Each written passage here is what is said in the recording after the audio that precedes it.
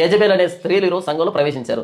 అసలు ప్రభువైన యేసుక్రీస్తు వారి మాదిరిలో ఆయన అపోస్తుల్లో ఒక్క స్త్రీ అయినా ఉందా? మరి స్త్రీలు ఎక్కడున్నారు? ఎంతకంటే అపోస్తులకి ప్రభువైన యేసుక్రీస్తు వారికి పరిచర్య చేస్తున్నారు. కానీ ఈరోజు పాస్టర్ అమ్మ వాక్యం బోధిస్తుంది, పాస్టర్ గారి కూతురు వాక్యం బోధిస్తుంది, పాస్టర్ గారి అక్క బోధిస్తుంది, పాస్టర్ గారి అమ్మ బోధిస్తుంది.